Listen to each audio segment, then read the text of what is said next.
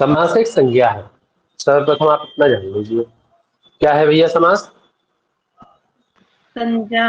समास एक एक संज्ञा। संज्ञा है। थोड़ा सा और ऊपर चलते हैं तो समास का मतलब ये कह सकते हैं हम लोग कि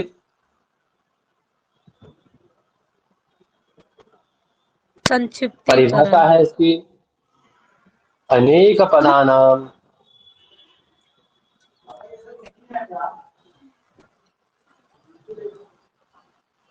अनेक पदानाम एकपदी भवनम।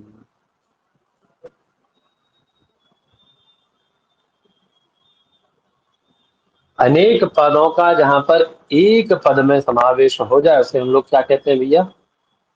समास कहते समास। हैं। ठीक है। हम्म। है ना? अनेक पद मिलकर के जहां एक पद हो जाए, अथवा ये भी कह सकते हैं समसनम समासः। कहिए कुछ भी अर्थ एक ही है। समसनम समासः आपका आने वाला है तत्र समसनम समासः। ठीक है ना? जी। जी दो पद हो, जी। दो पद अथवा दो से अधिक पद, उन पदों का एक पद में हो जाना, है ना? वह एक अर्थ को कहने लगेंगे। पहले अलग अलग अर्थ थे उन पदों के सभी के, फिर वो क्या हुआ, सभी एक पद में आकर के एक अर्थ को कहने लगे। ठीक है। उसे हम लोग क्या जी। कहते हैं? समास कहते हैं भैया। जैसे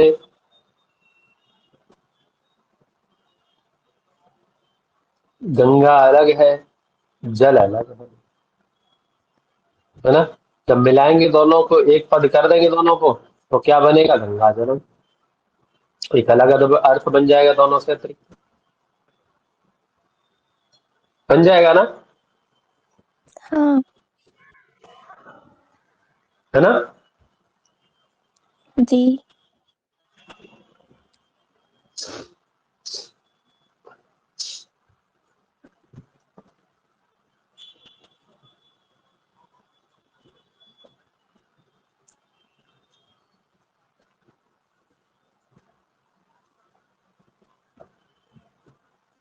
अब इसने क्या किया कि जो अनेक अर्थ वाले पद थे, अनेक मतलब एक से अधिक अनेक, है ना? उनको कहाँ कर दिया भैया? एक अर्थ में बोध कराया उनका, है ना? क्या किया? हम्म। एक अर्थ में बोध कराया।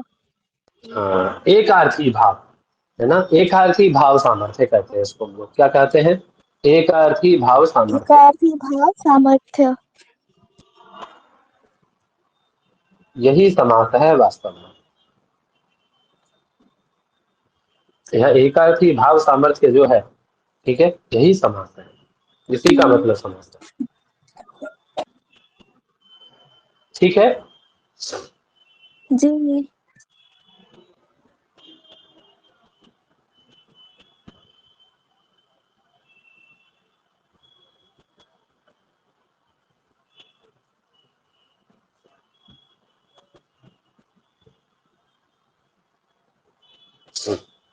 उसमें आपके समास के मुख्यतः कितने भेद बताए हैं? समासः पंचधा।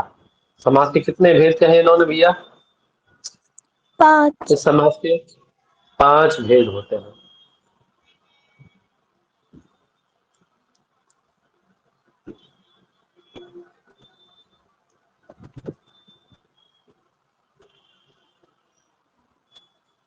ठीक है। वो 5 भेद हम लोग आगे पढ़ेंगे। ठीक है। 5 के अतिरिक्त उनमें हम्म। एक एक के और भी भेद होते चले जाते हैं तो अधिक हो जाता है। ठीक है। मुख्यतः कितने भेद हैं? जी। 5 ही भेद इसके होते हैं, है ना? हम्म।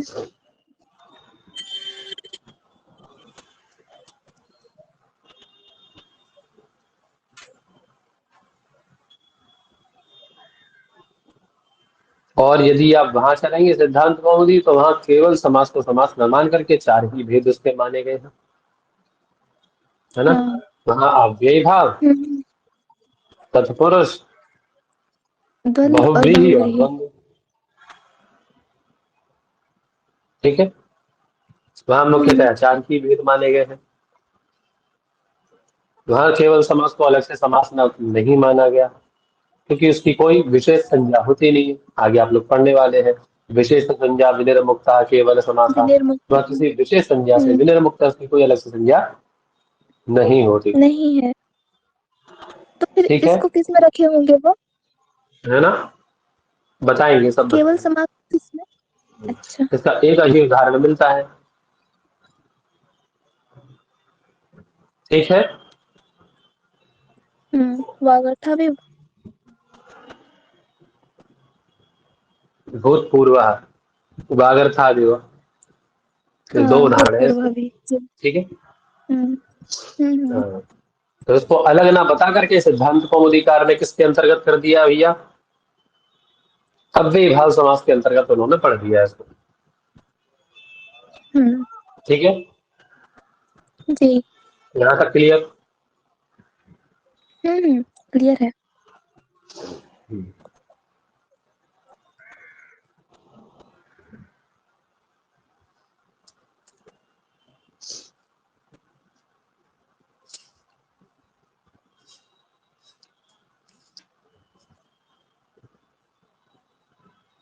अब देखिए, साधारण तरीके से प्रत्येक समास के बारे में थोड़ा थोड़ा हम लोग पढ़ने वाले हैं, है ना, क्योंकि इन्होंने बताया ना कि हम्म पंक्ति में सबको, तो हम लोग भी थोड़ा थोड़ा जानेंगे उसको क्या है विशेष तरीके से। जब वहां पढ़ेंगे तो वहां जान जाएंगे, है ना। अभी क्या करेंगे, थोड़ा थोड़ा हाँ। जानेंगे। सबसे पहले क्या करें भैया, तत्रादौ केवल समासः। सबसे पहले क्या बतला रहे हैं उनमें, तो ये समास है उनमें सबसे पहले केवल कौन समास होता है समास। भैया? केवल समासः।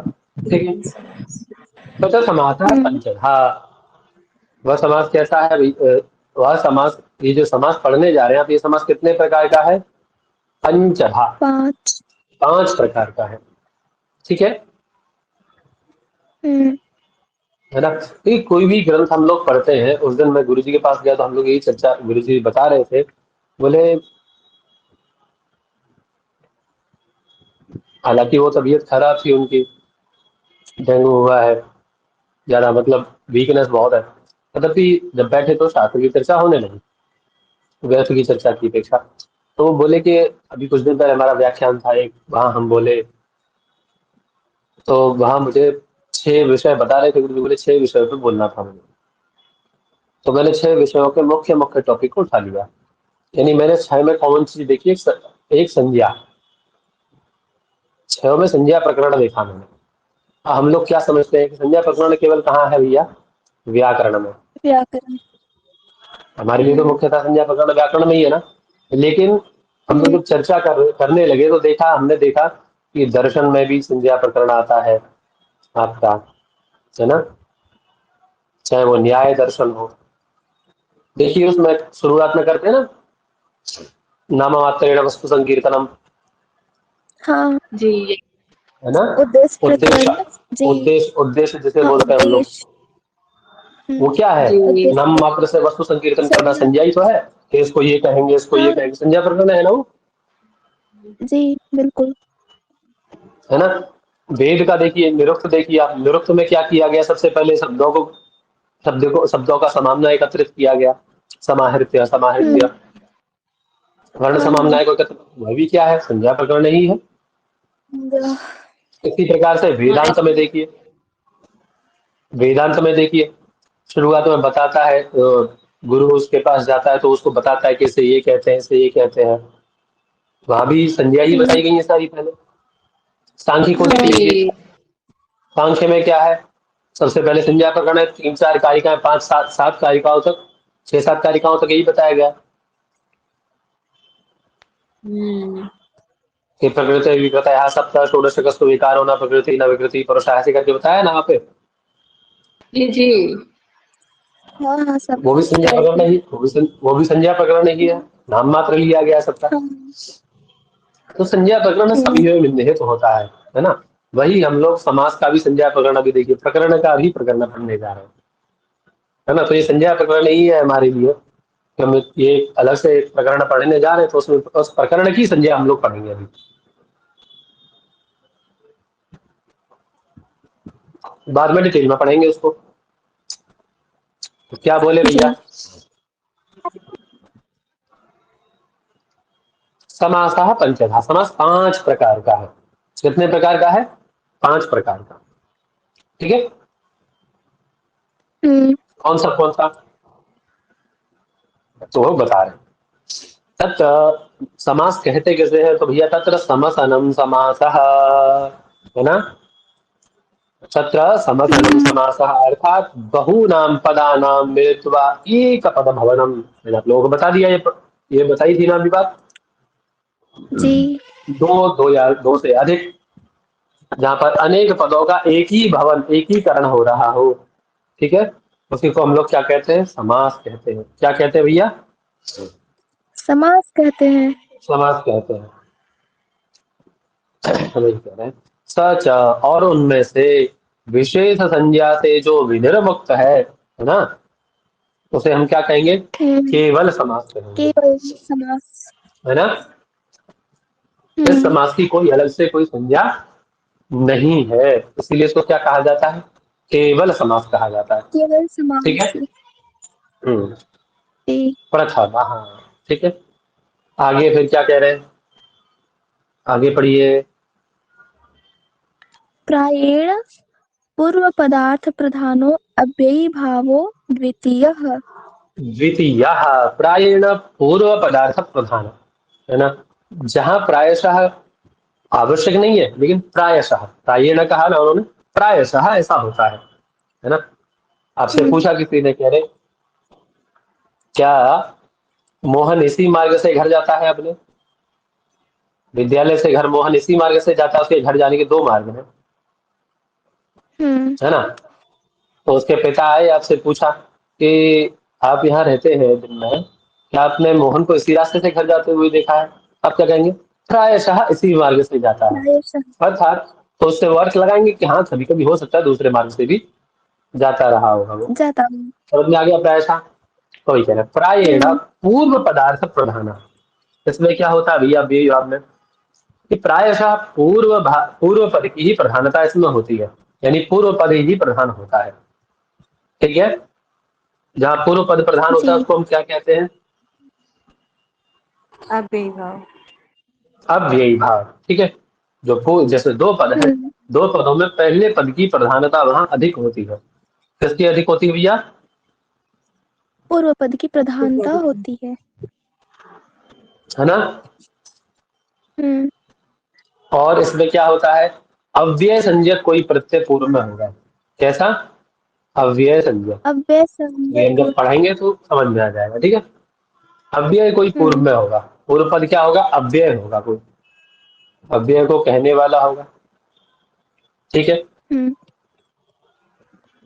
इतना जी। क्लियर? जी। जी। क्लियर है। है ना? और समास होने के बाद में एक सूत्र आएगा आपका, अव्ययी भावश्च। हम्म, इसको हम देखने वाले हैं। उससे क्या होगा? अव्यय पद के साथ समान समास होने के कारण पूरा पद, पूर्व पद और उत्तर पद दोनों ही क्या हो जाएंगे? अव्यय बन जाएंगे वो, दोनों ही हाँ। अव्यय कहलाएंगे। ठीक है, अव्यय का समझ में आया? जी। जी। है ना? जब समास पढ़ेंगे तो डिटेल में पढ़ेंगे सब अव्यय को। कितना क्लियर है? जी। जी। क्लियर है। जैसे उदाहरण देख लेते हैं इसका भी, कृष्णस्य समीपम।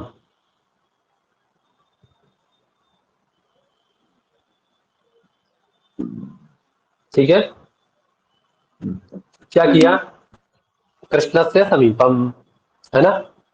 तो समीप जो हम्म, है, समीप, इसकी जगह हम उपव्यय का भिन्नेन पदेन अन्वयः भिन्नेन पदेन समासः, आगे हम लोग अच्छे से पढ़ेंगे इसको। ठीक है, भिन्न पद के साथ अन्वय और भिन्न पद के साथ में समास।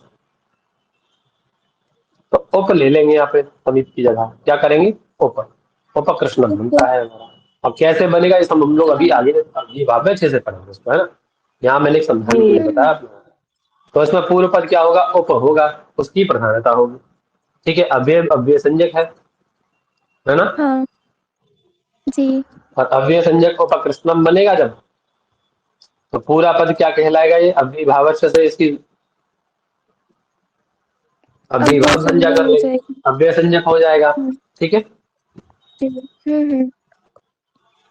इसको और अच्छे से भी हम लोग प्रकरण में पढ़ेंगे इसके। चलिए, समझ में आ गया अब ये अव्ययीभाव का? हाँ, और क्या आ कहें, गया समझ में। प्रायेण उत्तर पदार्थ प्रधानः तत्पुरुषः तृतीयः। अब आए तत्पुरुष में, है ना? हम्म। है ना, उत्तर मतलब पर पद प्रधान, है ना, बाद बाद। हाँ। पर पद प्रधान, पर पद की प्रधानता होती है। इसमें क्या होती है भैया? दूसरे पद की प्रधानता होती है। दो पद होते हैं ना हमारे समास में, दो या दो से अधिक होते हैं, दूसरे पद में प्रधानता रहती है, उत्तर पद में प्रधानता रहती है उसमें। ठीक है, जैसे सह पुरुषः, है ना, अथवा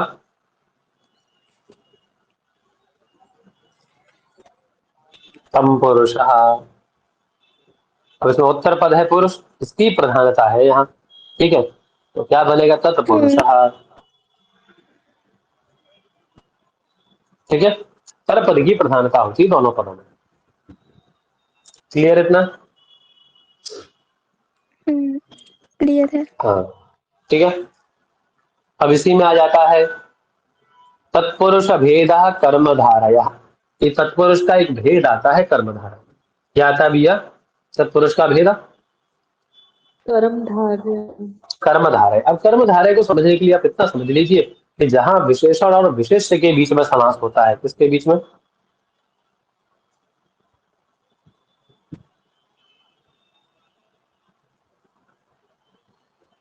विशेषण और विशेष्य के बीच में जहां समास होता है, वहां कौन समास बनता है भैया?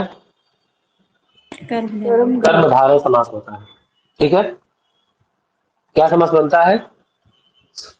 कर्मधारय समास। कर्म धारय समास होगा, विशेषण और विशेष्य के बीच में जहां समास होगा। ठीक है, जी। उसे हम लोग कर्म धारय कहेंगे। अब कर्म धारय का ही एक भेद है द्विगु, अर्थात तत्पुरुष का भेद कौन हुआ? कर्मधारय। तत्पुरुष में जब विशेषण विशेष भाव आ जाएगा तो उसका भेद हो जाएगा कर्म धारय, है ना। जब उस विशेषण विशेष में ही जो आपका विशेषण होगा वो संख्यात्मक। संख्यावाचक होगा। क्या होगा भैया? संख्यावाचक होगा पूर्व पद, संख्यावाचक। है ना, संख्यावाचक होगा। ठीक है, पूर्व पद जी। यदि संख्यावाचक होगा तो वो क्या कहलाएगा? द्विगु।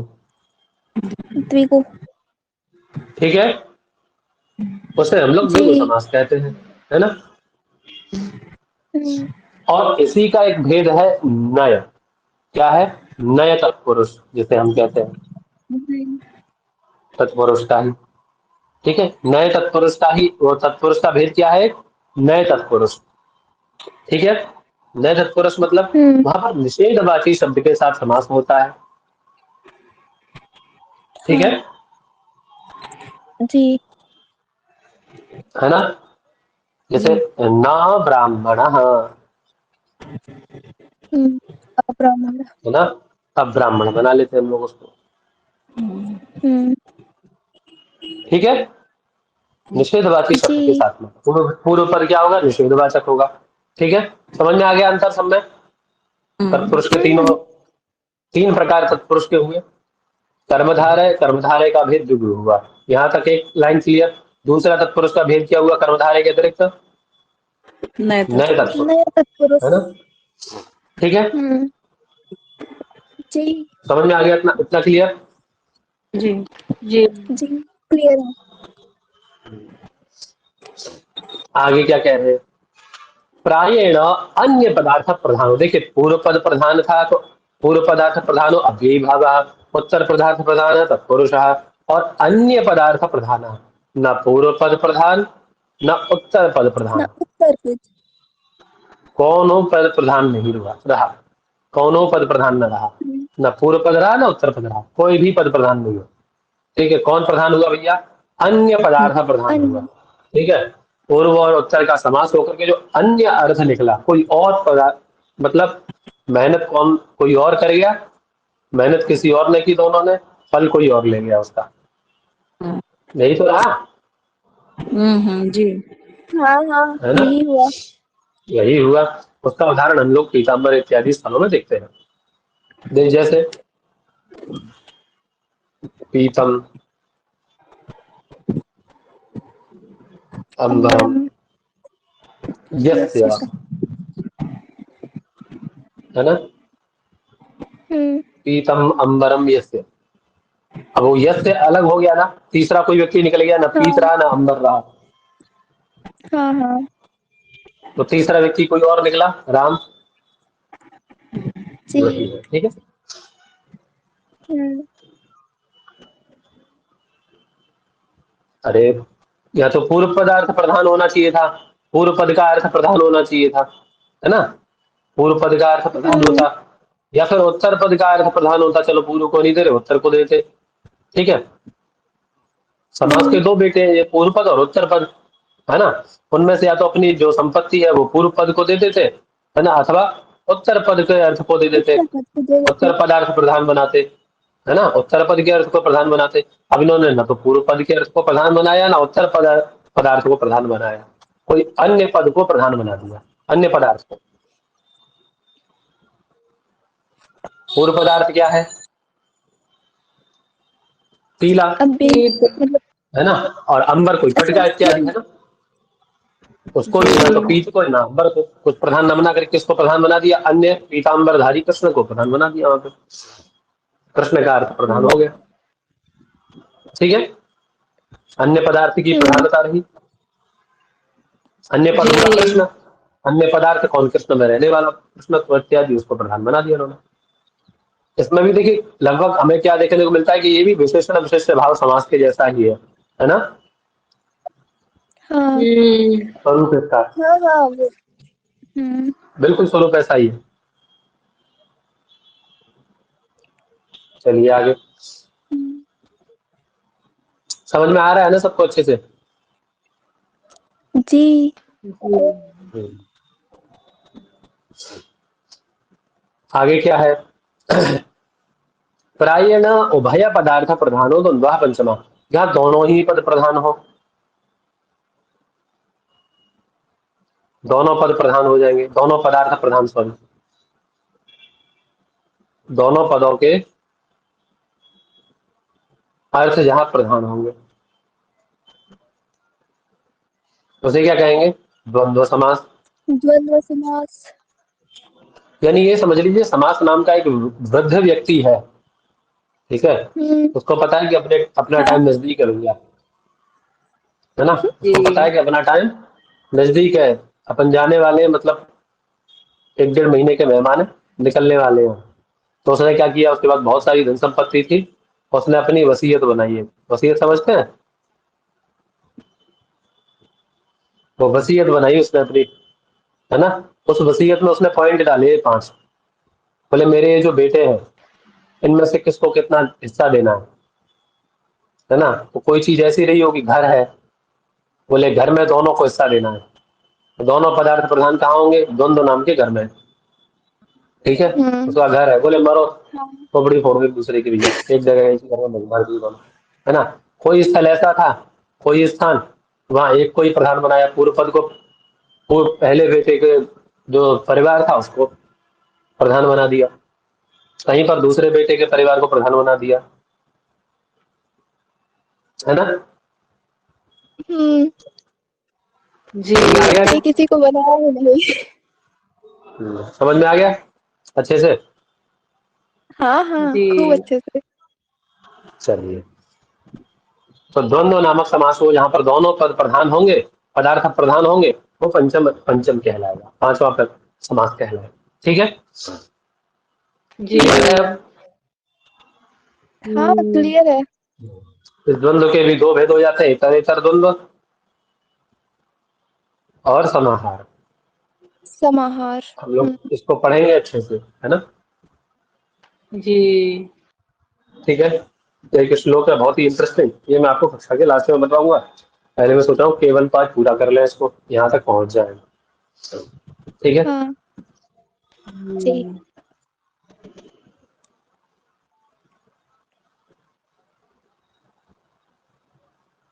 चलिए, राधे कृष्णा।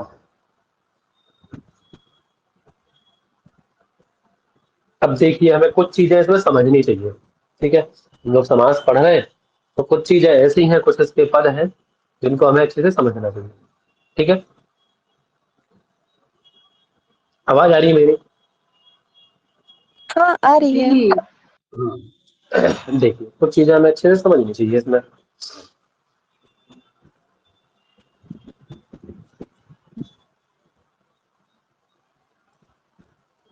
एक है, एक शब्द आता है, आपको मिलेगा वृत्ति। क्या है? वृत्ति। क्या है भैया? वृत्ति। हाँ, परार्थाभिधानम वृत्ति ही, है ना?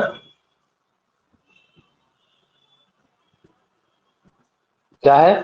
परार्थाभिधानम वृत्ति। आगे आने वाला ये रहा, है ना? यही चर्चा करें, ये समझा दो इसको। हाँ यही चलो समझा दीजिए। वहीं वहीं चर्चा करेंगे इसकी, है ना? अभी चलते हैं पहले यहाँ से, वहां चर्चा करेंगे इसकी, तो समझ में आएगा थोड़ा।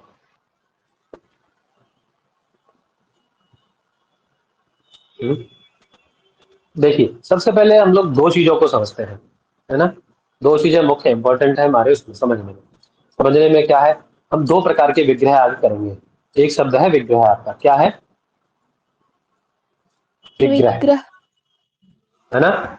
मैं इसलिए समझा रहा था क्योंकि वृत्ति से विग्रह समझ में आ जाता। चलो समझ लेते हैं एक बार वृत्ति को, तो विग्रह समझ में आ जाएगा। वृत्ति क्या है? इसलिए तो कहे। हाँ, वृत्ति क्या है? परार्थाभिधानम। परार्थाभिधान मतलब,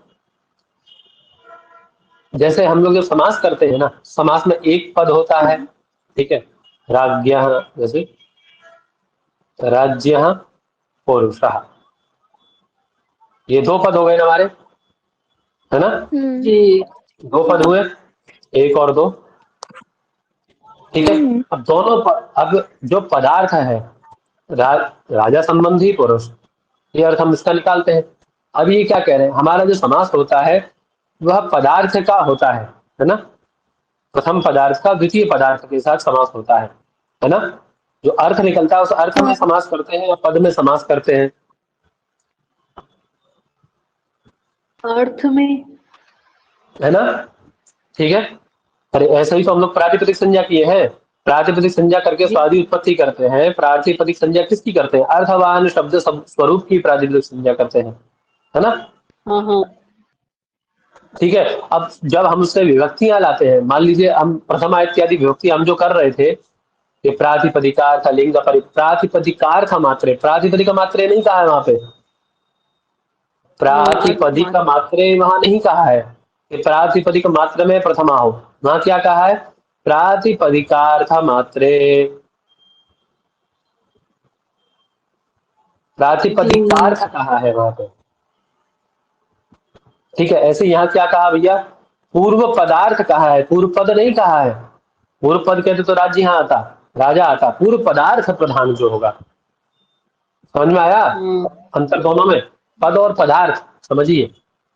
ठीक है, जी। है ना?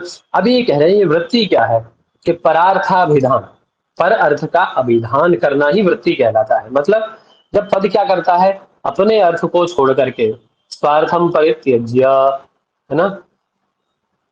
अपने अर्थ को छोड़ करके, वैयाकरण जो है वो लक्षणा को नहीं मानते, है ना? लक्षणा शब्द शक्ति को नहीं मानते वैयाकरण।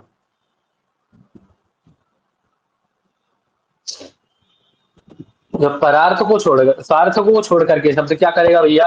अपने अर्थ को छोड़ करके, है ना? अब दो प्रकार से छोड़ेगा, या तो पूरी तरह छोड़ दे, पूर्णतः छोड़ दे, अथवा अंशतः छोड़े, यानी कुछ हिस्सा छोड़ दे, कुछ हिस्से में रहा है।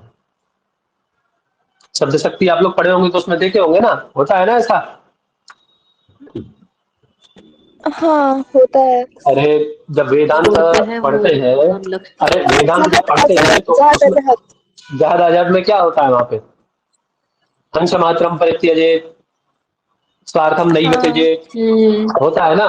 अंश, हाँ हाँ, अब वही हाँ, ले रहा होता हूँ, है। वहीं से उठा रहा हूँ मैं इसको, वहीं से उठा रहा हूँ इसको मैं, है ना? हम्म। तो पूर्णतः छोड़ दे अथवा अंशतः छोड़ दे अपने अर्थ को। कोई भी पद अपने अर्थ को या तो पूरी तरह छोड़ दे या थोड़ा सा छोड़ दे, अंशतः छोड़ दे, है ना।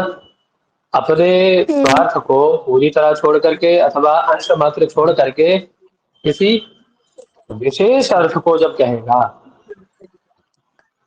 हम्म। है ना, जी। विशेष अर्थ को जब कहेगा तो उसी को हम लोग क्या कहते हैं भैया, वृत्ति कहते हैं उसी को, पर अर्थ का अभिधान। ठीक है ना। अब इस वृत्ति में क्या होगा, जो अर्थ होते हैं शब्दों के, ठीक है, वे अर्थ सभी मिल जाते हैं, मिश्रित हो जाते हैं सभी अर्थ, मिश्रित होकर के उसी को हम लोग समास कर देते हैं, है ना।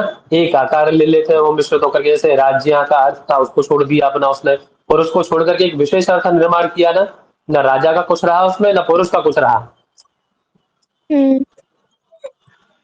जो इन दोनों का संबंध था स्वस्वामी भाव संबंध, स्व से किसको ले रहे थे हम, पुरुष को, स्वामी कौन था, राजा। पुरुष। तो स्वस्वामी भाव हाँ। संबंध को छोड़ करके एक विशेष अर्थ को बतलाया ना उसने, न तो अश्वा रहा ना स्वामी रहा, जी।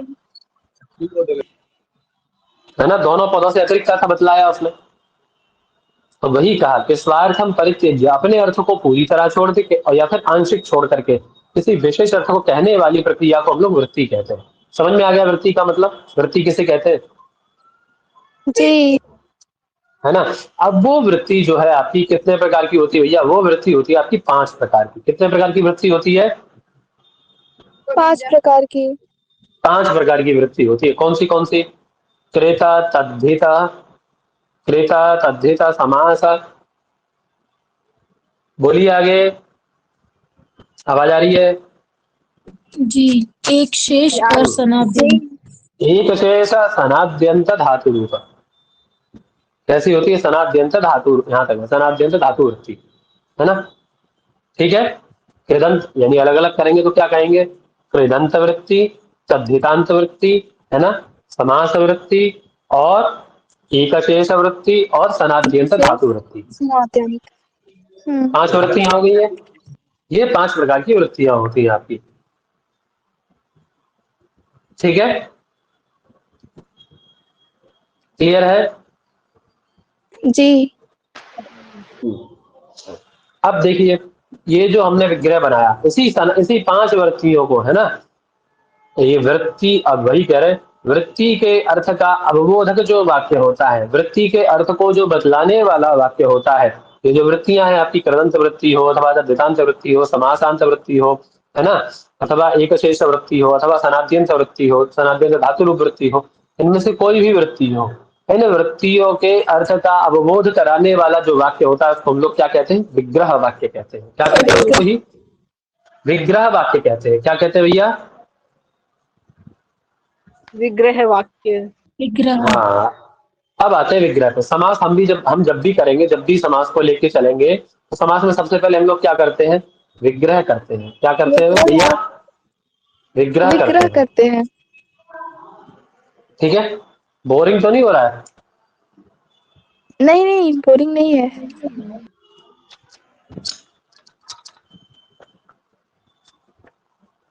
हम लोग उसको विग्रह कहते हैं। ठीक है, और ये जो विग्रह होगा ये कृदंत में भी होगा, तद्धित में भी होगा, है ना, समास में भी होगा, सभी जगह विग्रह होगा। ये देखे होंगे हम लोग करके आ रहे हैं, अभी कृदंत में विग्रह किए थे जब कृदंत प्रत्यय पढ़ रहे थे। तद्धित में भी कल हम लोग पढ़े जब स्त्री प्रत्यय, तो तद्धित में विग्रह करके देख रहे थे, पढ़ रहे थे, हाँ। है ना। अरे अपत्य इत्यादि जी अर्थों में जी। जब प्रत्यय होते तो पढ़ते हैं ना, करते हैं ना हम लोग, विग्रह कल कर हाँ। रहे थे ना। तो ये तद्धित तो। विग्रह था। ऐसे अब क्या आया, समास विग्रह आया। क्या आया भैया, समास विग्रह है ये। क्या है, समास विग्रह। हम्म, अब वही कह रहे हैं कि कृदंत वृत्ति हो, ये जो 5 वृत्तियां हैं, इन वृत्तियों के अर्थ का अवबोध कराने वाली, के अर्थ का बोध कराने। कराने वाली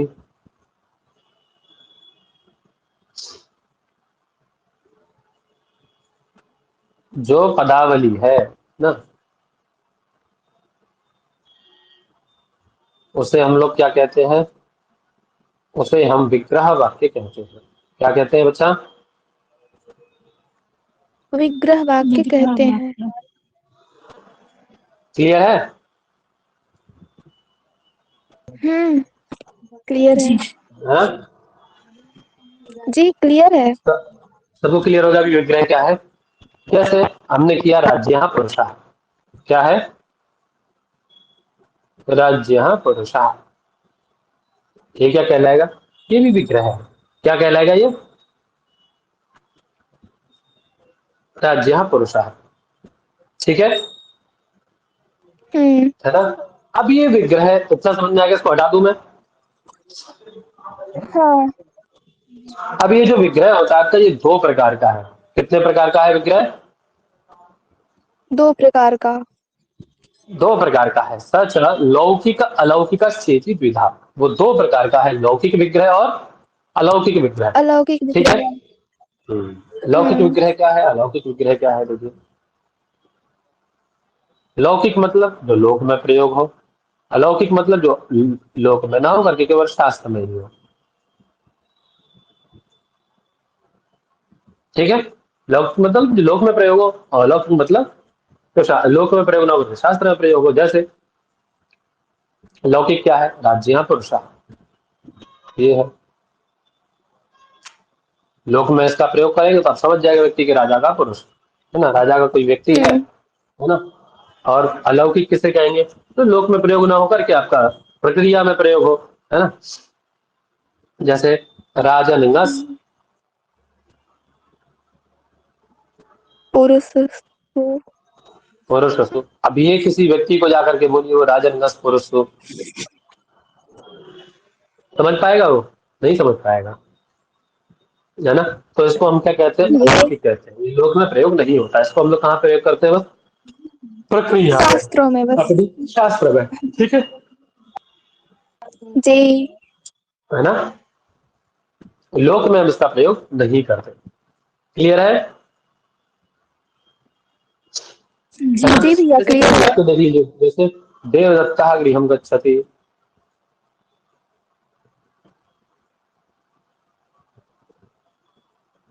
ठीक है, ये क्या हुआ? ये लौकिक हो गया। अब इसको हम अलौकिक हम्म। बना देंगे तो देवदत्तसु गृहम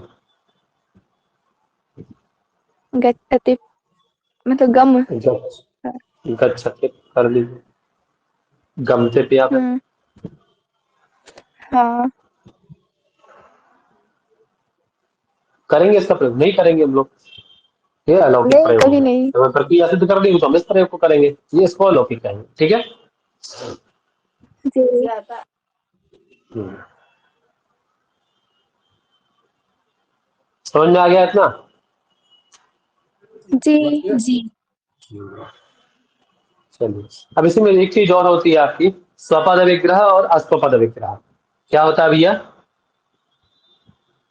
स्वपद स्वपद विग्रह विग्रह और अस्वपद विग्रह। अश्वपद विग्रह। इसका उदाहरण आपको अभी भाव में बहुत अच्छा मिलने वाला है, थोड़ा सा समझ लेते हैं इसको भी, है ना। स्वपद विग्रह और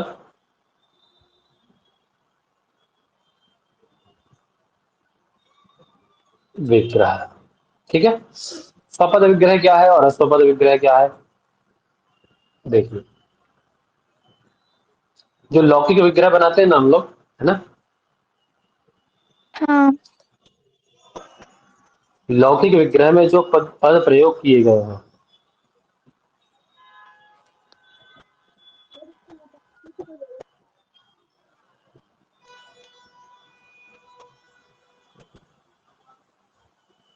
उन्हीं के साथ समास,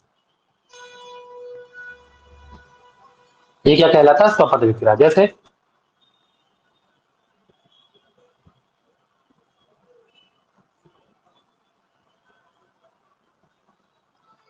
राज्य पुरुष। ठीक है। अब इसमें लौकिक, ये क्या है हमारा? लौकिक विग्रह है। ठीक है, एक मिनट कॉल है। हाँ,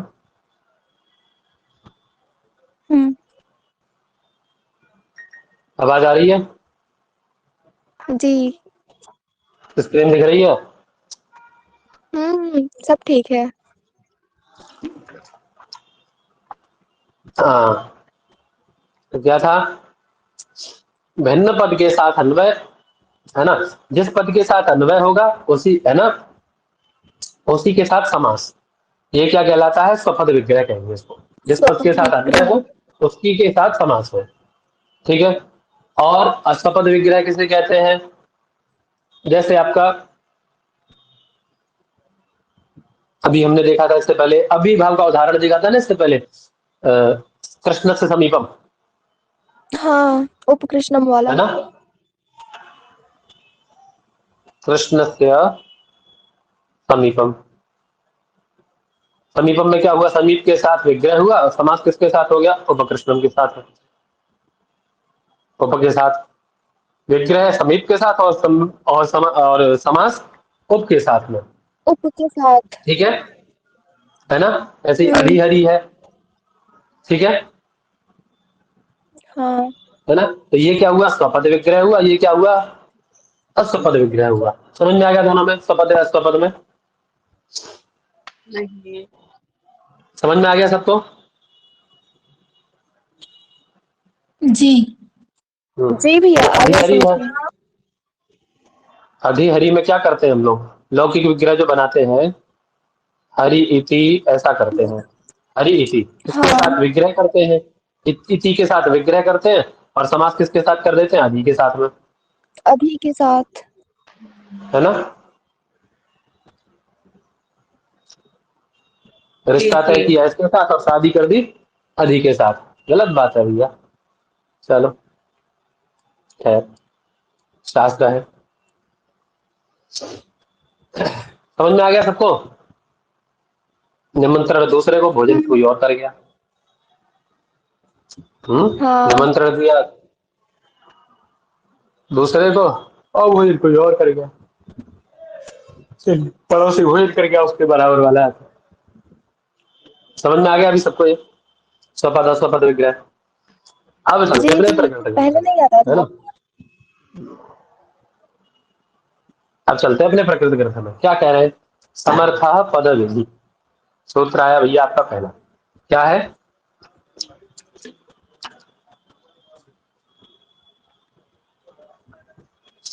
समर्था है पद विधि, ठीक है। हम्म। हाँ, अब देखिए, समर्थ शब्द अलग है, पद विधि अलग है, ठीक है। दोनों ही पद अलग है, ठीक है। समर्थ का मतलब आप लोग जानते होंगे, यानी समर्थ, जो सामर्थ्यवान पद होंगे। समर्थ मतलब इनमें सामर्थ्य रहेगा, उन्हीं पदों में समास होगा, ठीक है। सामर्थ्यवान जो पद होंगे, है ना, उन्हीं में समास होगा, ठीक है। जिनमें सामर्थ्य रहेगा, जिनमें ऐसे पद जिनमें सामर्थ्य आश्रित रहेगा, है ना, वे पद जिनमें क्या रहेगा भैया? सामर्थ्य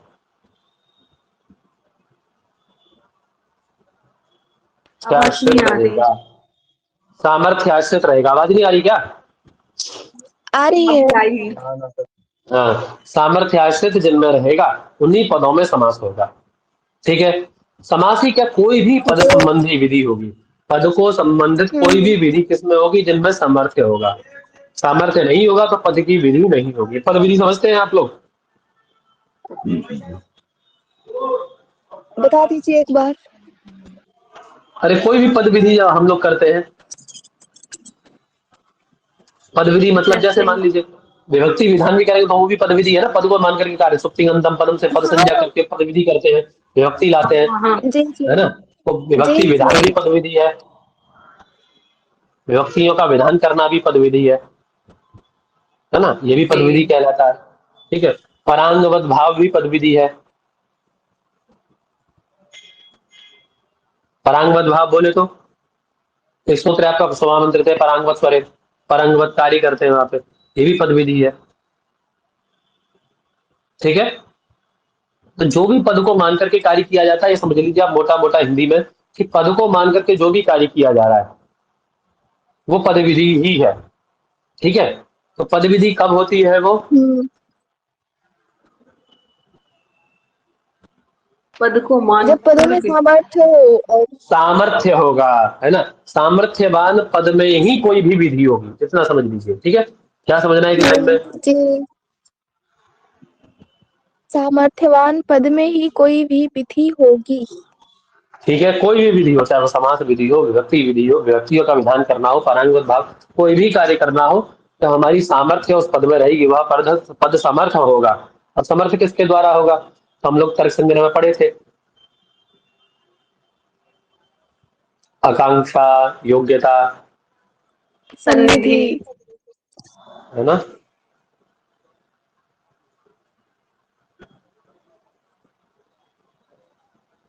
आकांक्षा, योग्यता और सन्निधि। ठीक है, यही क्या है? यही पद को सामर्थ्यवान बनाते हैं। ठीक है, यही पद की सामर्थ्य है ना। जी, अर्थात आकांक्षा के द्वारा, योग्यता के द्वारा, सन्निधि मतलब आसक्ति, यहाँ आसक्ति बोलते हो, हाँ, आसक्ति के द्वारा, है ना, एक पद का दूसरे पद के साथ संबंध बताना, सामर्थ्य बताना, है ना, एक दूसरे पदों का अपने आप में योग्यता बताना। जैसे हमने कहा कि कंकणम, कंकणम कहा हमने, अब किसका कंकण? मन में आएगी ना, ये आकांक्षा होगी ना मन में, किसका कंकण, बिल्कुल। क्या कंकण? ठीक है, तो हम तभी कहेंगे क्या? इस सुवर्णस्य कंकणम, सुवर्णस्य, तो आकांक्षा रही ना उसको, अपर पद को एक पद के लिए, जी वो दूसरे पद की आकांक्षा रही। तो इसी आकांक्षा को, जी, है ना, इसी योग्यता को, इसी सन्निधि को, ऐसी ही योग्यता सन्निधि इत्यादि की उदाहरण देख लीजिएगा, तो वही सभी क्या कहलाते हैं भैया? एक दूसरे के प्रति एक दूसरे पद को सामर्थ्यवान बनाते हैं। क्या बनाते हैं? सामर्थ्यवान बनाते हैं। और जहां ये आकांक्षा नहीं होगी, योग्यता नहीं होगी, सन्निधि नहीं होगी, वो वाक्य नहीं होता।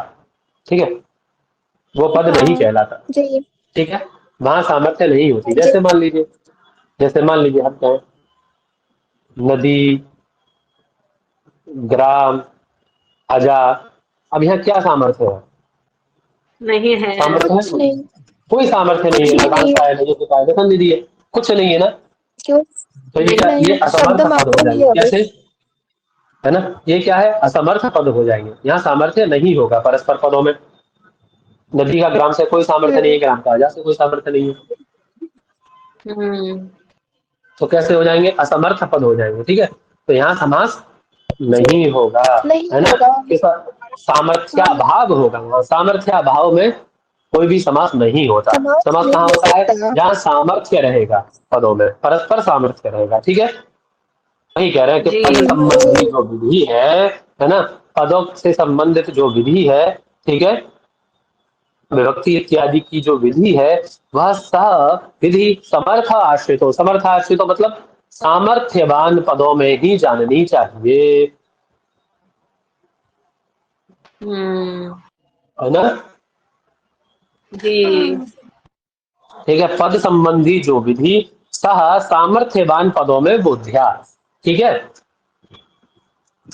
क्लियर है भाई? ये जी कमेंट वमेंट लिखना तो बंद करिए और पहले यहाँ ध्यान दीजिए, उधर लिखने में मत ध्यान दीजिए, यहाँ ध्यान दीजिए। कोई नहीं लिखेगा बीच में, बहुत ज्यादा ही आवश्यकता पड़ने पर SOS प्रयोग करेंगे इसका, कमेंट का। ठीक है, SOS प्रयोग करिए इसका। SOS का मतलब समझते हैं? डॉक्टर दवा देता है SOS,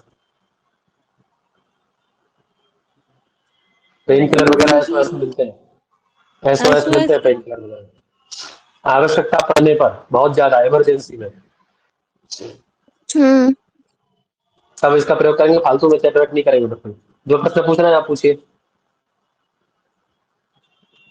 उसमें लगे रहते हैं, दिमाग इधर देते नहीं है। चलिए, क्या है? एक दूसरे के प्रश्नोत्तर करते रहते हैं आप लोग। क्या है? ससमर्थाश्रित हो बोधिया। समझ में आ गई इतनी? ये पहला समझ में आया सूत्र अच्छे से एकदम? आ गया, बहुत अच्छे से। अब देखिए, अब ये सामर्थ्य की चर्चा चल रही है यहाँ पे। सामर्थ्य हमने समझ लिया, सामर्थ्य कैसे कहते हैं। अब ये सामर्थ्य है आपका, है ना, ये सामर्थ्य दो प्रकार का होता है। कितने प्रकार का होता है? जो पद सामर्थ्य है, दो प्रकार का होता है। दो प्रकार होते हैं सामर्थ्य के। जी, उपेक्षा और एकार्थी भाव। है ना? कौन से? विअपेक्षा और और सामर्थी भाव, एक सामर्थी भाव।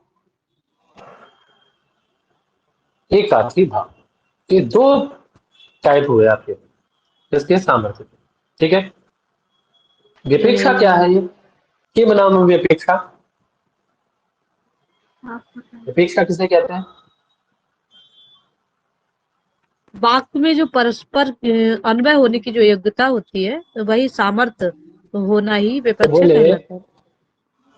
स्वार्थ पर्यवसायी नाम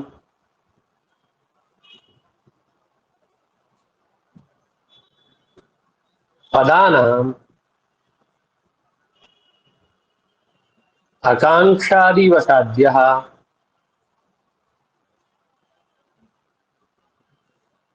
दीर्घ है ना?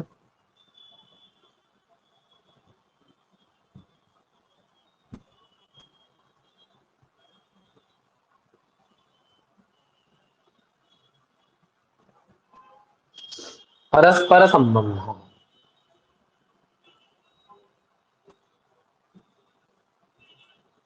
इसी को क्या कहते हैं हम लोग?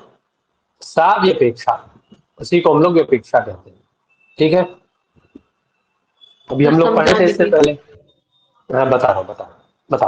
आकांक्षादि के वशीभूत हो करके, है ना? दो पद है, दो पद रहे हमारे, राजा और पुरुष, है ना?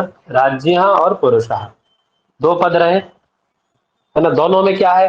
आकांक्षा इत्यादि के द्वारा परस्पर संबंध है ना? जी, है ना? दोनों में आपस में अपेक्षा है कि संबंध की कि नहीं? दोनों में अपेक्षा है ना संबंध की। आकांक्षा लेकर के हो, योग्यता लेकर के हो, है ना? या आसक्ति को लेकर के हो, किसी को लेकर के हो, दोनों में संबंध की अपेक्षा जी, हाँ। है ना? है ना? और क्या करते हैं? स्वार्थ पर्यवसायी नाम, अपने अर्थ को, राजा अपने अर्थ को कहता है, स्वस्वामी भाव संबंध को बताते हैं अपने, है ना? ये भी संबंध बताते हैं वो। अपने अपने अर्थों को भी कहते हैं, राजा अपने आप को बतलाता है, पुरुष अपने आप को बतलाता है। और क्या होता है ना? अपने अपने अर्थों को कहते हुए भी क्या कहते हैं वो? एक अर्थ में पर्यवसान हो जाता है उनका, है ना? परस्पर हाँ। संबंध को स्वार्थ पर्यवसायी नाम, अपने अर्थ का पर्यवसान करते हुए एक अर्थ में मिल जाते हैं वो जाकर के। ठीक है? है ना? इसी को क्या कहते हैं हम लोग? जी। विपेक्षा कहते हैं। ठीक है? हाँ। दोनों अर्थ अपने अपने बतला रहे हैं, स्वामी अपने बारे में बता रहा है, पुरुष अपने बारे में बतला रहा है। ठीक है?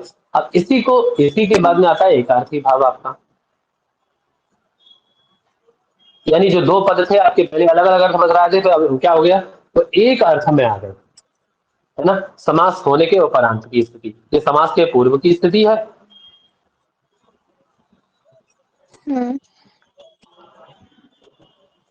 है ना? समास के पूर्व की स्थिति और समास होने के उपरांत के बाद समासोपरांत। समासोपरांत क्या होता है? एकार्थी भाव हो जाता है, राज्य और पुरुषा मिलकर के राज पुरुषा बन जाता है। ये क्या कहलाएगा? एकार्थी भाव कहलाएगा। ठीक है? यानी अपने अपने अर्थों को न कह, अपने अर्थ क्या कर लिए उन्होंने? अपने अर्थों को गौण कर लिया, स्वार्थ को गौण करके किसी अन्य अर्थ को कहा, है ना? अन्य अर्थ का बोध कराया उन्होंने। ठीक है? जी, इसी को क्या कहेंगे? एकार्थी भाव कहेंगे। इसको क्या कहेंगे भैया? एकार्थी भाव कहेंगे। ठीक है? जैसे मान लीजिए आपका बहुत अच्छा उदाहरण इसका आपको मिले तो, हाँ, जैसे दूध और पानी होता है ना, दूध अलग है, पानी अलग है, है ना? दूध और पानी अलग अलग है। अभी जब मिला दिया जाए तो एक आरती भाव हो गया। हाँ। जी, अलग कर पाएंगे उसमें से? पहले क्या था? दूध नहीं। पानी था, अलग अलग थे। पहले क्या था? व्यपेक्षा थी। अब क्या हो गया? एक आरती भाव हो गया। एक आर्थी भाव। समझ में आ गया? जी। एक आकार हो आ गए दोनों गया। पदार्थ। ऐसा रहता है क्या कि एक भगोने में, मतलब किसी उसमें कर दिया पात्र में दूध, तो आधा दूध इधर हो जाए, पानी इधर हो जाए, नहीं। एक अर्थ में हो जाते हैं ना, एक ही कार हो जाते हैं, एक ही कृत हो एकाकार हो जाते हो। हाँ। ठीक है सर वो कर देते हैं क्या दूध और पानी जी वाला? जी। वो हंस को कहते हैं ना कि वो दूध हाँ, और पानी को वो अलग केवल कर, उसी के पास सामर्थ्य है, हम लोग नहीं कर पाएंगे ना ऐसा। हाँ। वो सच में कर देता है? सर। हाँ हाँ। एक काम करेंगे, एक दिन पकड़ के लाएंगे उसको, है ना, करवाएंगे उससे पकड़वा के। देखा मैंने भी नहीं है, सुना ही है बस, खाली अनुभव नहीं है अभी, सुनी सुनाई बातों पर विश्वास कर रहे हैं अभी। तो करेंगे एक दिन एक्सपेरिमेंट ऐसा है, तभी पकड़ के लाएंगे बताएंगे। उसको। जब हम लोग आएंगे आपके गुरुकुल में तब। हाँ, पकड़ के लाएंगे उसको, हंस को। चलो, हाँ, क्या रहा भैया, समझ में आ गया सबको इतना, जी। है ना। आकांक्षा इत्यादि आप लोग जानते ही है ना। पद विधि समझ में आ गई, सामर्थ्य और पद विधि दोनों समझ में आ गए। समास तभी होगा जब पद संबंधी जो विधि है आपकी, है ना, पद से संबंधित जो विधि है वह सामर्थ्यवान पदों के आश्रित ही होती है। यानी जिसमें सामर्थ्य नहीं होगा पद में, उसमें समास नहीं होता, इतना कहना है इसका। दोनों पद जो है आपके, है ना, पूर्व पद और उत्तर पद, दोनों में परस्पर सामर्थ्य होना चाहिए एक दूसरे के प्रति। हम्म। ठीक है। समास मतलब एक समझ लीजिए कोई भी रिश्ता, है ना, कोई भी रिलेशन कब अच्छा चलता है, कोई भी रिलेशन ले लीजिए, कोई भी संबंध कब अच्छा चलेगा, जब दोनों में सामर्थ्य हो। एक साइकिल के दो पहिए है ये समास, एक में पंचर हो जाए, है ना, या एक छोटा हो एक बड़ा हो, चलेगी साइकिल? नहीं चलेगी, है? गिरा देगी। हाँ, है? तो वैसे ही समास है आपका, दोनों में परस्पर सामर्थ्य होना चाहिए, वही सामर्थ्याश्रित कहा है इसीलिए, है ना। सामर्थ्याश्रित मतलब सामर्थ्यवान।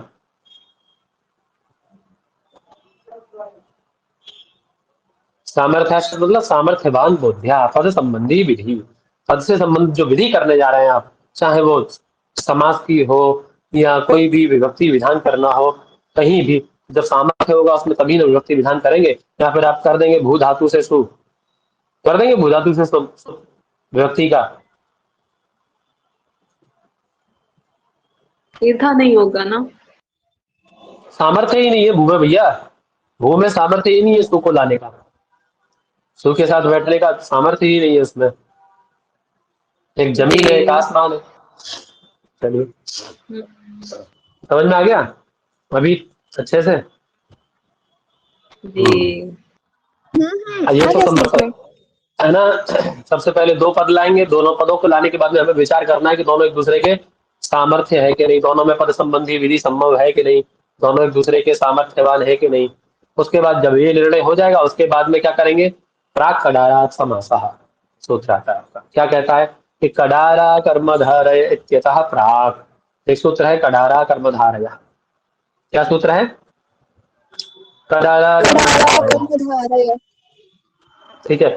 इस सूत्र से पहले पहले, कौन सूत्र से पहले पहले भैया?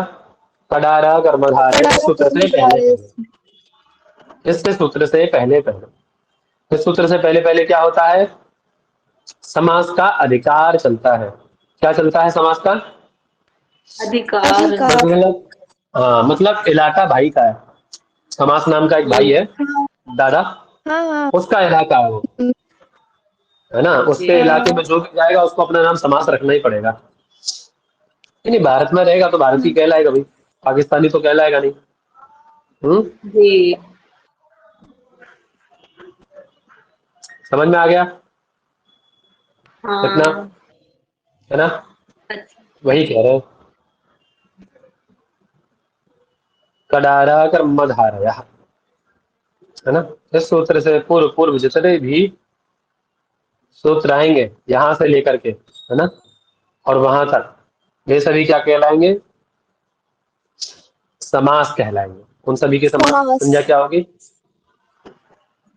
समास। क्लियर है भैया? हाँ। चलें आगे। जी। जी। ये कितना है, 2 1 3 है ना, हाँ जी। उसकी संख्या है आपकी भैया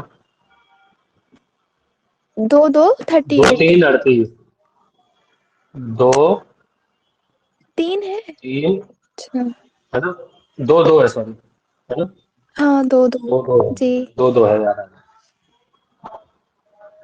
38। ठीक है, तो इसके अंतर्गत जितने भी सूत्र आएंगे अभी आपके, वे सभी क्या कहलाएंगे, समास कहलाएंगे। ठीक है, समास संयुक्त जी। उनकी संज्ञा क्या होगी, उनको हम सब लोग किस नाम से जानेंगे, समास इस नाम से जानेंगे। समास के नाम से तो चलें आगे। जी। आगे क्या है,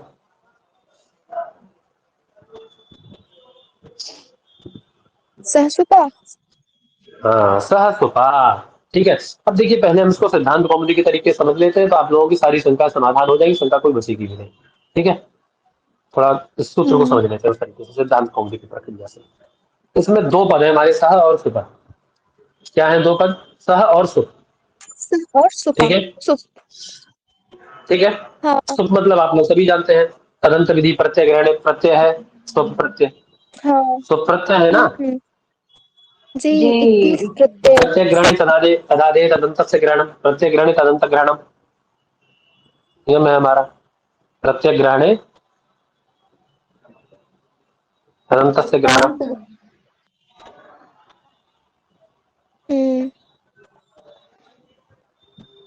है ना, प्रत्यय ग्रहण में तदंत का ग्रहण होता है। सुबंत कर लेंगे इसको, हाँ है ना, यह सुपंत में है जिसके ऐसा सुबंत। ठीक है ना, ठीक है। जी। एक साधारण अर्थ यदि हमको इसका कौमुदी के अनुसार बनाए, लघु कौमुदी के अनुसार इसका अर्थ बनाए, तो हमारा अर्थ बनना चाहिए इसका कि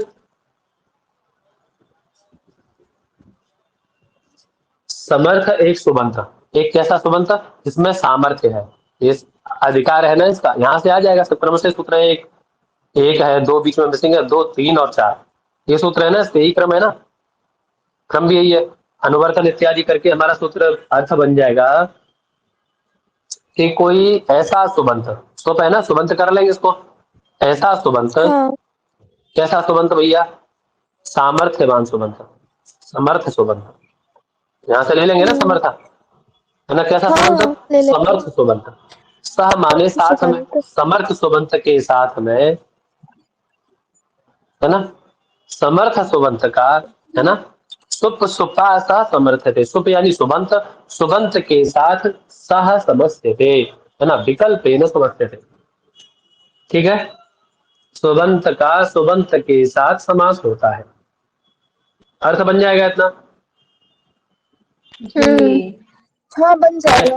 एक सूत्र आता है बीच में आपका, सुबह मंत्रिते परांगवत स्वरे, कौन सूत्र है, सुबह मंत्रिते,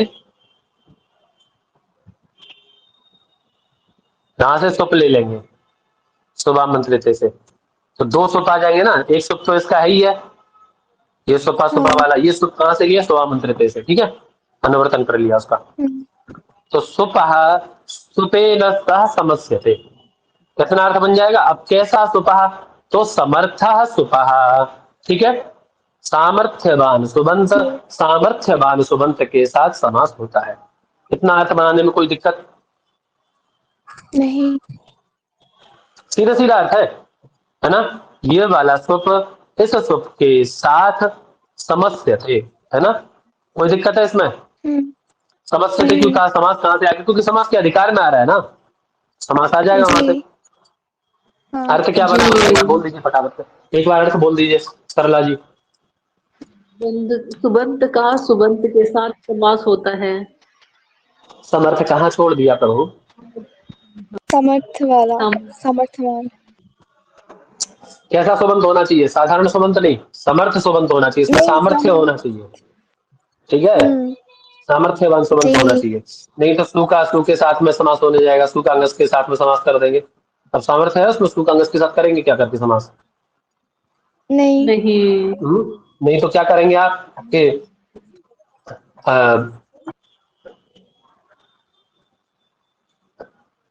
भेड़ का बकरी के साथ कर देंगे, तो क्या सामर्थ्य है भेड़ बकरी का, कोई नहीं। है कोई सामर्थ्य है, लेकिन सुबंध तो है ना, आपने कहा कि सुबंध का सुबंध के साथ समास होता है, आपने ये तो नहीं कहा ना सामर्थ्य सुबंध, इसीलिए समर्थ पद का अनुवर्तन करना होगा हमें यहाँ पे। ठीक है, समझ में आ गया दोनों का जी। मतलब। तो हाँ अर्थ क्या हाँ बनाएंगे, हाँ। सामर्थ्यवान सुबंध का सामर्थ्यवान सुबंध के साथ ही समास होगा। ठीक है, एक अर्थ ये बना हमारा जी। कौमुदी के अनुसार। किसके अनुसार बना ये अर्थ, कौमुदी के अनुसार। लघु कौमुदी के अनुसार। लघु लघु सिद्धांत। कौमुदी के अनुसार, हाँ। लघु कौमुदी। जी। ठीक है, ये लघु कौमुदी के अनुसार आपका अर्थ बन गया। लेकिन यदि हम इस अर्थ को बनाते हैं, क्या अर्थ बनाया हमने, समर्थ सुबंध का समर्थ सुबंध समर्थ के साथ।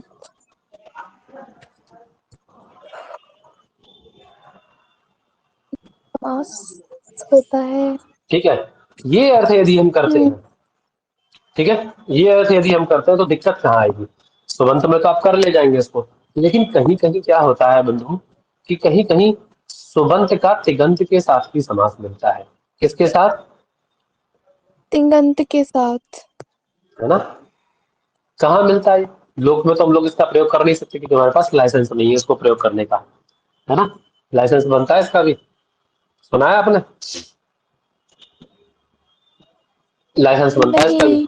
तो इसका इसका लाइसेंस किसके पास है, केवल शिष्टों के पास में। शिष्ट कौन है हमारे, कौन है शिष्ट, वेद वेद इत्यादि। इत्यादि स्थलों में, है ना, वेद इत्यादि छंद में, है ना, छंद बोले तो वेद, हाँ। है ना। छांदस। वेद हाँ आदि हाँ। स्थलों में जी। उन लोगों के पास, ऋषि मुनियों के पास लाइसेंस था, वो लोग अभी चले गए, हम लोगों के पास लाइसेंस नहीं है। लेकिन हमें उनकी बात को सिद्ध करना है कि उनकी वाणी हम्म। सही थी, है ना। तो हमें ऐसा अर्थ को लेके हम चल नहीं सकते थे, 2 मिनट में कोई कान पकड़ के बाहर कर देगा यदि हम ये कहेंगे। बोले तुम्हारे यहाँ वेद में तो ऐसा लिखा भाई, वहां तो आपने परियभूषत किया है। समास क्या होता है, परियभूषत, परी का, परी है, कौन सी परी, हाँ। दादी नानी कहानी सुनाती थी, ऊपर से आसमान से आती है। नहीं नहीं, परि उपसर्ग जो है वो। अभूषयत, ये तिगंत, उपसर्ग। तिगंत है ना, तिगंत पद अभूषयत, हाँ हाँ। जी जी। अभूषयत तिगंत पद है ना, और ये सुबंत है परी, है ना, हाँ। परिसु अभूषयत। तो यहाँ समास किए हैं आप ना, यहाँ कैसे कर दिए हम्म। परिभूषत बना करके, यहाँ कैसे कर दिए आप, आपके, इसका मतलब आपके वेद में गलत कमी है, आपने जो ऐसा अर्थ बनाया है, आपने अर्थ बनाया है ना। हाँ। अरे भाई आपने क्या कहा, समर्थ सुबंध का समर्थ सुबंध के साथ समास होता है, आपका सुबंध तो है नहीं अभूषयत, तो आपने समास कैसे कर दिया यहाँ पे, दिक्कत आएगी ना, हाँ हाँ है आएगी। ना। तो इसके लिए, है ना, थोड़ा सा हमें प्राउड होना पड़ेगा, है ना, क्या होना पड़ेगा, थोड़ा सा प्राउड प्राउड होना होना पड़ेगा। पड़ेगा। प्राउड होके हम चलेंगे किसकी मतलब शरण में, गर्व। सिद्धांत कौमुदी। प्राउड मतलब सिद्धांत कौमुदी की शरण में चलना पड़ेगा। ये अर्थ आप लोगों ने लिख लिया है, हम्म। हटा दूं उसको भी मैं, हाँ। अच्छा। ये फिर से देख के लिखेंगे। हाँ, वहां 2 अभी अर्थ किए, वहां इसके क्या अर्थ करते हैं, 2 अर्थ करते हैं इसके, सह का अलग करेंगे, सुपा का अलग करेंगे, है ना। क्या करेंगे भैया, एक प्रक्रिया है योग विभाग प्रक्रिया, क्या है, योग विभाग प्रक्रिया, ठीक, क्या है, योग विभाग प्रक्रिया। हम्म। अब आप सुप को उठा लीजिए वहां से, ठीक है ना, एक सुप की अनुवृत्ति ले आइए, ऊपर से आपका सूत्र था ना, मैंने बताया था ना, सुबह मंत्र परांगत करे से सुप की अनुवृत्ति आ रही है, वैसे भी आप लाते, हम्म। सुबह मंत्र परांगत करे से क्या किए, सुप की अनुवृत्ति ले आए, ठीक है। समर्था पद विधि से समर्थ की अनुवृत्ति ले ली, है ना, समर्थ पद विधि आदि का अधिकार ये आता है, उसके अधिकार में आ रहा है, समास के अधिकार में आ रहा है ना। तो अर्थ क्या बनाएंगे हम, सह को ले लिया यहाँ से, सह को यहाँ से, सुप को छोड़ दिया अभी यहाँ पे, ठीक है, सह को उठा लिया। अब हम क्या बनाएंगे,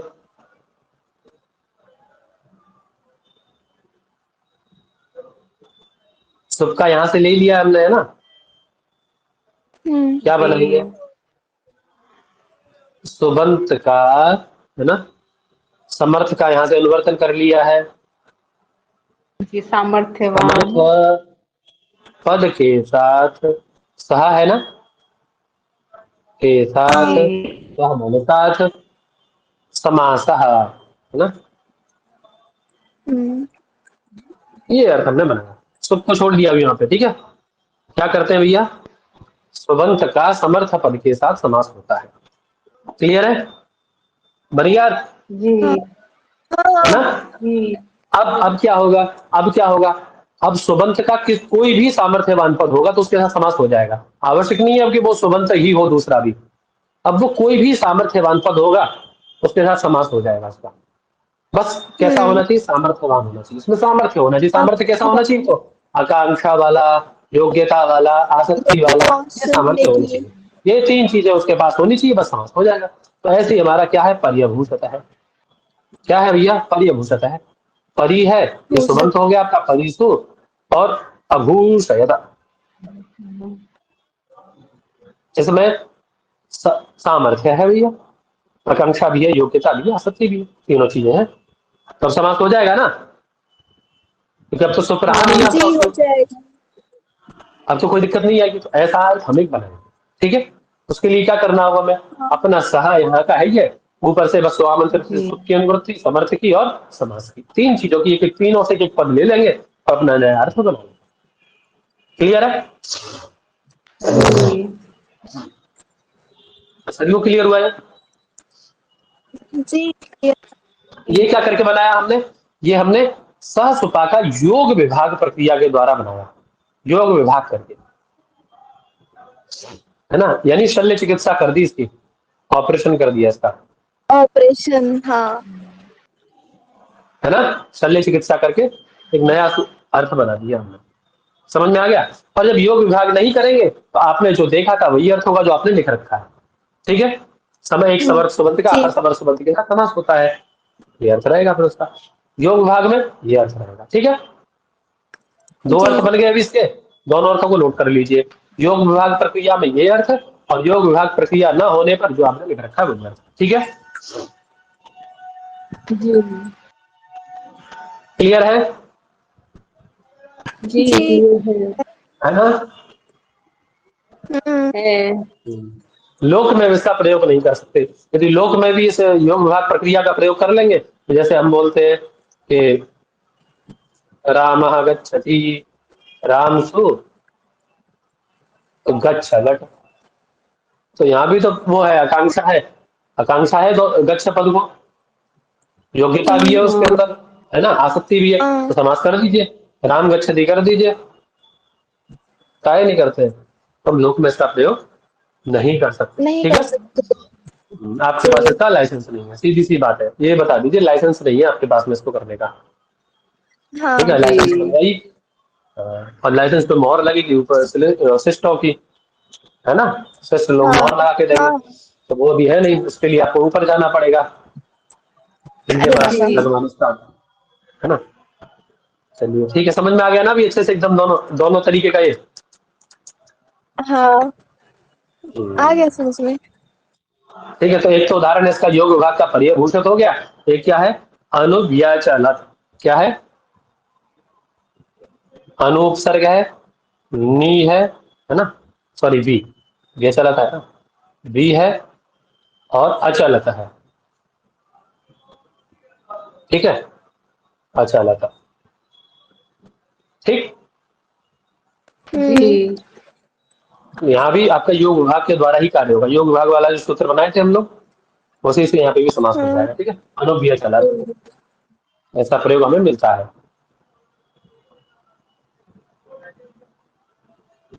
जड़ होकर के बन जाएगा ना, अनुव्यचलत।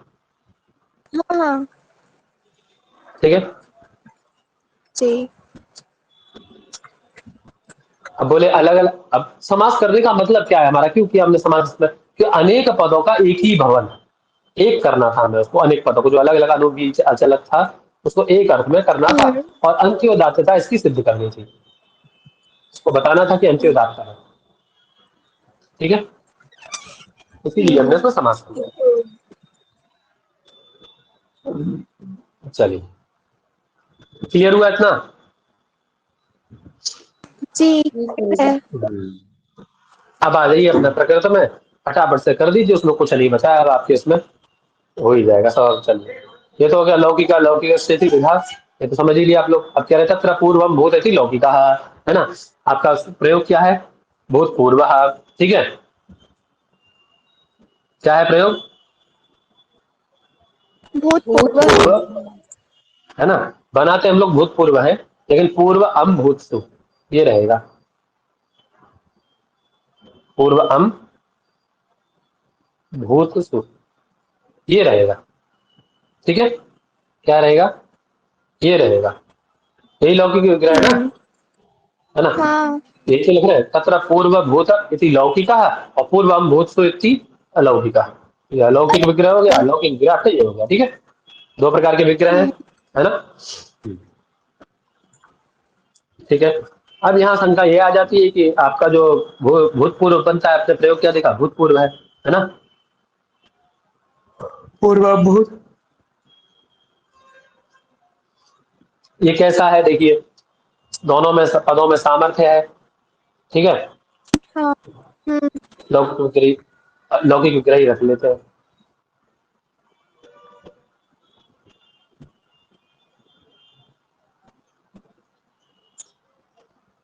दोनों पदों में परस्पर सामर्थ्य है, सामर्थ्य आश्रित है, पद संबंधी विधि होगी।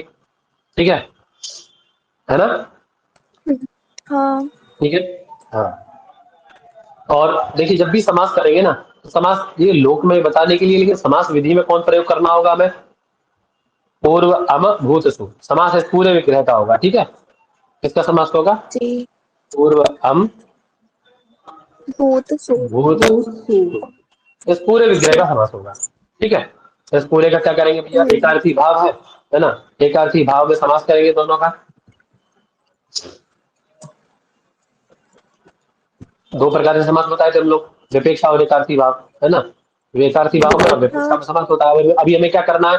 अनेक पदों का एक ही भवन करना है, यानी एकार्थी भाव है, तो एकार्थी भाव का आश्रय लेकर के, है ना, एकार्थी भाव आश्रय लेकर के समर्थ सुबंत कौन है? भूतसु। पूर्व अम का भूतसु समर्थ सुबंत के साथ समास कर देंगे। ठीक है, जी। समास के अधिकार में आता है, समास कर देंगे। अब ये क्या पूरा समास हो जाएगा, इसकी समास संज्ञा क्या हो जाएगी? समास संज्ञा। ठीक, जी। है ना। समास होने के बाद में, जैसे ही समास हो गया, समास होने के बाद क्या होगा? सूत्र है आपका कृत सद्य समासाश्रय, कृदंत तद्धितांत और समास, समास का है ये, तो इसकी क्या हो जाएगी? प्रातिपदिक संज्ञा हो जाएगी, है ना। प्रातिपदिक संज्ञा का फल क्या है भैया? तो प्रातिपदिक संज्ञा के बाद में आपका सूत्र है, ये क्या कहलाएगा? पूरा प्रातिपदिक कहलाएगा। क्या कहलाएगा ये पूरा? प्रातिपदिक कहलाएगा ना पूरा, है ना। तो सूत्र है आपका सुपो धातु प्रातिपदिक जो हो, क्या सूत्र है?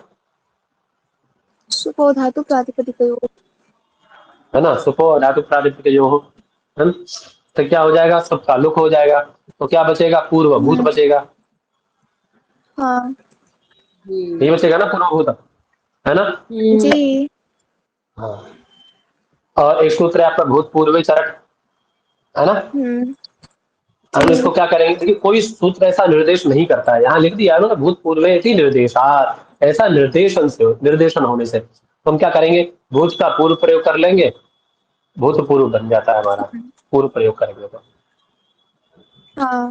अब पूर्व प्रयोग करने के लिए कोई सूत्र नहीं है यहाँ पे कि इसका पूर्व प्रयोग ऐसे करिए, कोई भी सूत्र नहीं है पूर्व प्रयोग बताने के लिए। ठीक है, केवल हम लोग क्या करते हैं, जैसे देखते हैं ना हम लोग, लोक में भी क्या करते हैं, लोक में भी हम लोग देखते हैं कि अच्छा, जब बच्चे थे हम लोग क्या करते थे भाई? पेस्ट लिया, है ना। अब मैं अपनी बता रहा हूँ, ये जो है उस समय ये जब हम लोग छोटे थे, तभी ये जो आपका, हाँ, जो क्लोजअप है ना, क्लोजअप उस समय चला, मतलब चला था, हम लोग जैसे 6-7 साल के थे तब चला था। शरारती से क्या करते थे कि जो क्लोजअप था ना, उसको करने के लिए दिया, चाट गए, चाट गए, है ना। लेकिन अभी क्या हुआ? मजा आता है। माँ ने देखा, पिताजी ने देखा, माँ ने देखा, उन्होंने बताया कि ऐसे नहीं, इसको ऐसे किया जाता है, करना पड़ता है ऐसे करके, पर उसको खाने के लिए नहीं है। तो हम लोग उनके देख देख करके सीखते हैं ना बहुत सारी चीजें। छोटा बच्चा होता है, वो देखता है कि हमारे अभिभावक क्या कर रहे हैं, है ना, तो उस चीज को देख करके हम लोग सीखते हैं, है ना। चाहे संस्कार हो या दैनिक दिनचर्या भी, जो भी हो। ठीक है, अभी मान लीजिए एयरपोर्ट पे जाए आप लोग, एयरपोर्ट पे जाएंगे तो वहां देखेंगे कि कैसे कौन क्या कर रहा है, तो कई बार हमें नई नई चीजें होती, सारी चीजें, टेक्नोलॉजी इतनी डेवलप हो गई, हम लोगों को नहीं आता है वो सब, है ना। देखेंगे ना पहले आगे वाला क्या हाँ कर रहा है, उसको देखते देखते हम लोग भी वही करते जी। हैं, ताकि हमारी हंसी ना बने, है ना। तो ध्यान से देखते हैं उसको, वो कैसे कर रहा है ना। वॉश बेसिन का यूज कैसे करना है, हाँ टॉयलेट का यूज कैसे, तो सारी चीजें हम लोग देखते हैं ना। तो ऐसे ही हम लोग जी। देख के सीखते हैं, है ना। तो हमारे जो श्रेष्ठ लोग थे यहाँ शास्त्र में, उन्होंने क्या किया, भगवान पाणिनि ने भी सूत्र बनाया, भूतपूर्वे चरट। क्या बनाया? भूतपूर्वे भूतपूर्वे चरट। चरट। करेक्ट। इसमें क्या किया उन्होंने? भूत का पूर्व प्रयोग किया है ना।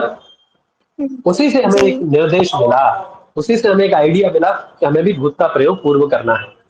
तो उसके निर्देश से ही, है ना, उनके किए गए प्रयोग से ही हम लोग भी भूत का प्रयोग पूर्व में कर लेंगे।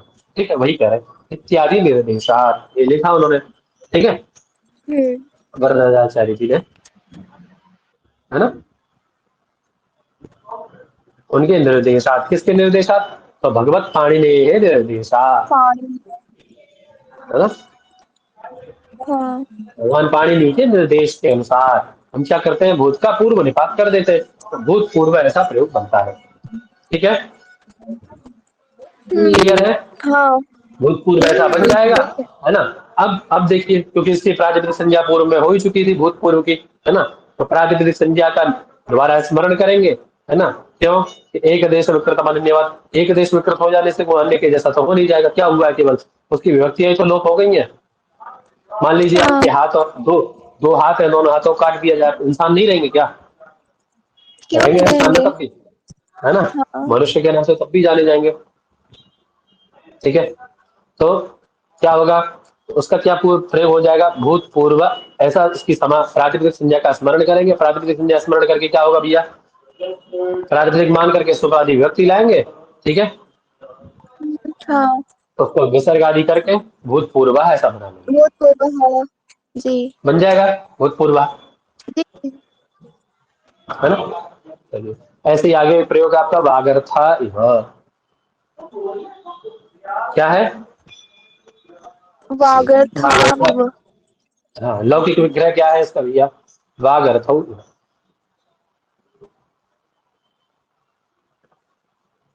क्या है लौकिक विग्रह? वागर्थ इव, है ना। वागर्थो इव। अलौकिक विग्रह क्या होगा?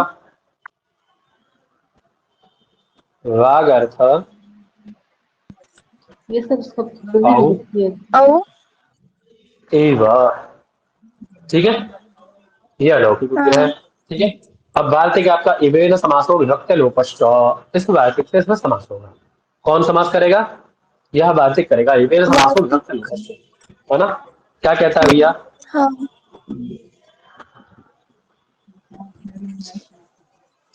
ये समास कर देगा, समास होने के उपरांत में क्या होगा, समासत्वात् प्रातिपदिक संज्ञा, समास हो जाएगा।